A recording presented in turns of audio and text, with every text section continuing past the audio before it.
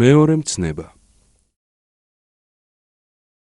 არა ქმნე თავისა შენისა კერპნი, არცა ყოვლადვე მსგავსი, რაოდენი არის სათავშინაზე, და რაოდენი არის ქვეყანასა ზედა ქვე, და რაოდენი არის წყალთაშინა ქვეშე ქვეყანისა.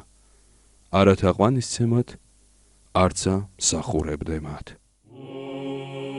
მეორე მცნებით უფალი კერპთაყვანისცემას გვარიდებს. კერპთაყვანისმცემლები ღვთის ქმნილებებს, როგორიცაა ციური სხეულები, მზე, მთვარე, ვარსკვლავები, ასევე სტიქიური ძალები, ცეცხლი, ცხოველები და ასე შემდეგ. მიაგებენ პატივს, მსხვერპლს წირავენ, ემსახურებიან მათ, სასოებას და იმედს ამყარებენ მათზე. შეიძლება გააკერპონ ადამიანი ან თავად მისი ნაკეთობა. ამგვარი აღქმა მძიმე მდგომარეობაში აგდებს ადამიანების ცნობიერებას, რადგან ადამიანი ვერ ასხოვებს ღმერთს მის ქმნილებათაგან. ციურ სხეულებს, სტიქიურ ძალებს, ცხოველთა სამყაროს არ გააჩნია აზროვნების თვისებები, რაც მათ ღმერთობას სრულიად გამორიცხავს. ასეთი დამოკიდებულებით ადამიანები დღესაც ცხოვრობენ.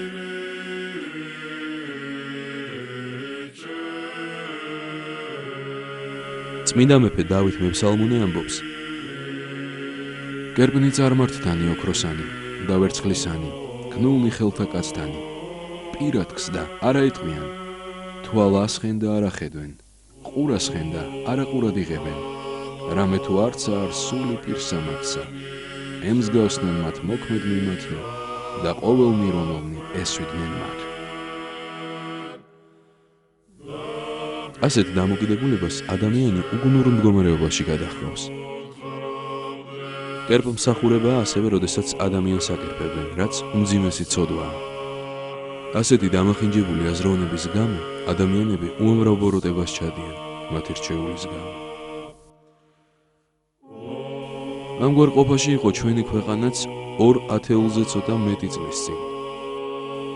ამის გამო 70 წლის განმავლობაში მრავალი უბედურება შეგვემთხვა.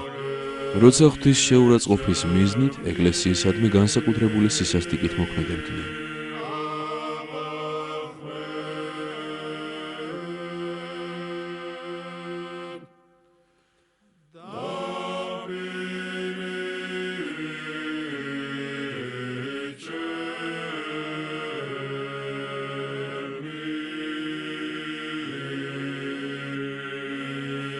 კერპთაყვანისმცემელია ფულსა და სიმდიდრეს დამონებული ადამიანიც.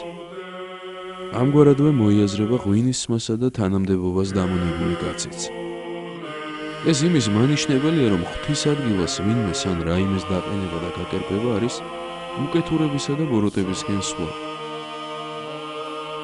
ამ ცნებით უფალი მოგვიწოდებს გონების ღვთისკენ მიმართვას და ბოროტებისთვის თავის არიდებას, რათა დავრჩეთ ღვთის წიაღში და მის მცნებებს ვასრულებდეთ.